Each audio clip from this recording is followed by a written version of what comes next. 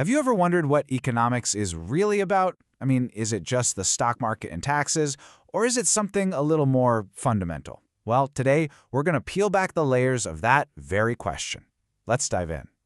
Yeah, when most of us hear the word economics, our minds kind of jump straight to money, right? Stock markets, taxes. And look, you're not wrong, but that is just the tip of the iceberg. The real story, it's way bigger, and honestly, it affects pretty much every single decision we make. All right, so here's our game plan. We're going to start with how the whole idea of economics has changed over time. Then we'll get to the absolute core problem that all economists have to deal with. After that, we'll see how you can actually visualize these choices on a graph, understand the hidden price of every decision, and finally, we'll look at what profit really means to an economist. First up, it's super important to get that the definition of economics wasn't just set in stone. It actually evolved as different thinkers wrestled with different parts of our world. And you can see that progression right here. We kick things off with Adam Smith, who was all about wealth. Then Alfred Marshall comes in and expands that idea to include human welfare. But the real game changer was Lionel Robbins, who put scarcity right at the center of everything. And later on, folks like Paul Samuelson built on that by adding the idea of growth.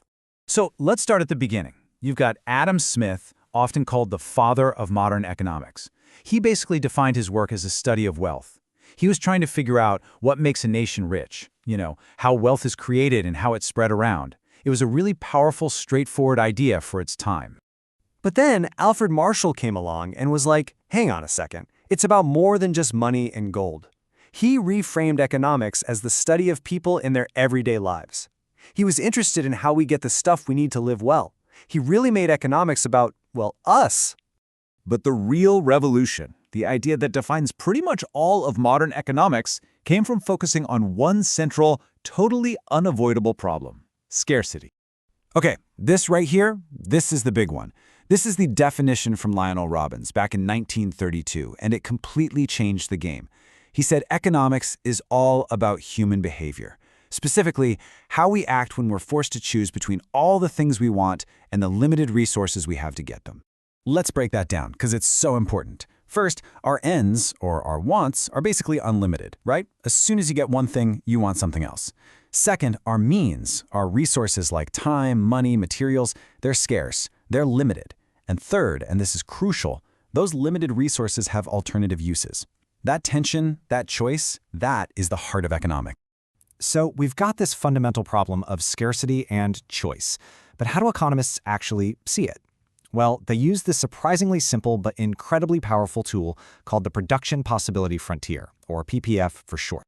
Basically, what the PPF does is it shows us a trade-off. It's a graph that illustrates the absolute maximum amount of two different things an economy can produce if it uses all of its resources, land, labor, all that stuff, as efficiently as humanly possible. Let's look at a classic example to make this real.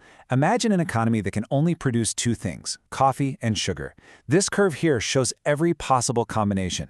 If they put all their effort into coffee, they get 0 sugar. If they go all in on sugar, they get 0 coffee. And all those points along the curve, they represent a mix of the two. Now this is where it gets interesting. Any point that's right on the curve, like B, D, or C, means the economy is running at peak efficiency. There's no waste. Every worker is working, every machine is running. It's perfect. But what if we're at a point inside the curve, like point A? Well, that means we're being inefficient. We could be producing more coffee, or more sugar, or more of both with what we have. This might happen during a recession, for example, when you have high unemployment or factories just sitting idle. And what about a point outside the curve, like X? That's the dream, right? That's a level of production that is, for now, impossible. We just don't have enough resources or the right technology to get there. At least, not yet. To reach point X, you'd need something big, like a major tech breakthrough. So that graph, the PPF, shows us something absolutely crucial. Every choice has a consequence. To get more of one thing, you have to give up something else. And this simple idea leads us to one of the most important concepts in all of economics. And that concept is opportunity cost. And listen, it's not just about money. It's the value of whatever you had to give up to get what you wanted. Put simply, it's the cost of the road not taken. And here's the thing. Every single decision you make, big or small, has an opportunity cost. Let's make this super concrete. Imagine a business has a bunch of bamboo. They could use it to make furniture, or they could use it to make paper. If they choose to make furniture, the opportunity cost isn't just what they paid for the bamboo. It's the profit, the benefit they lost for not being able to make and sell paper instead. Okay, so once you really get opportunity cost, it changes how you look at pretty much everything, even something as basic as profit. An accountant and an economist can look at the exact same business and see two totally different numbers. And here's why. Accounting profit is what most of us think of, right? It's your total revenue minus your obvious out-of-pocket costs. But economic profit, that's different.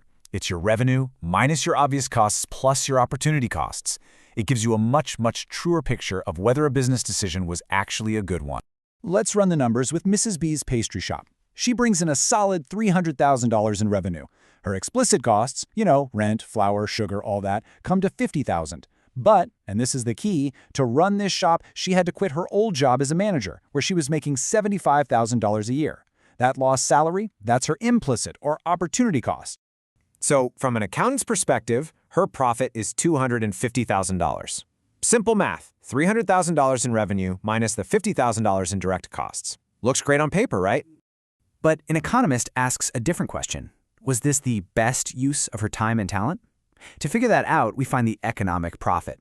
We subtract the explicit costs and that $75,000 opportunity cost. Her economic profit is actually $175,000. Now, it's still positive, which is great. It means opening the shop was a better choice than staying at her old job.